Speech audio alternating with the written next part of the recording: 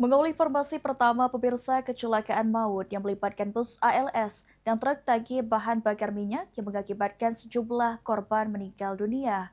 Pihak Jasara Harja memastikan jika seluruh korban dijamin dan kini masih dalam proses pendataan serta verifikasi ahli waris terus dilakukan.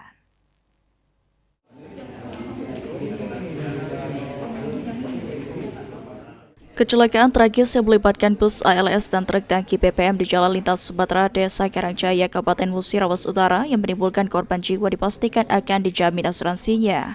Hal tersebut disampaikan oleh Kabag Administrasi Jasara Harja Kanwil Sumatera Selatan Sugeng Prastowo, yang mengatakan jika untuk korban kecelakaan meninggal dunia akan menerima santunan sebesar 50 juta rupiah dan yang alami luka-luka mendapatkan santunan 20 juta rupiah.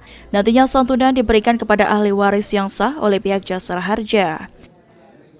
Untuk seluruh korban kecelakaan semuanya dijamin oleh Jasara Harja.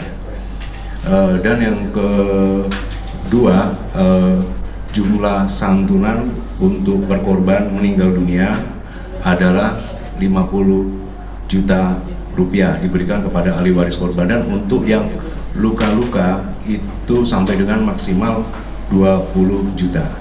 Adapun tadi disampaikan terkait manifest, kita untuk menyerahkan santunan masih menunggu hasil dari DPI.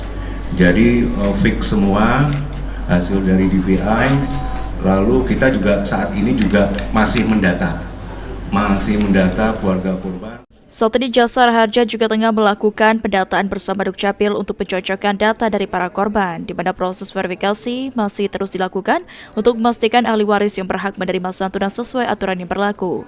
Suryadi, PAL TV.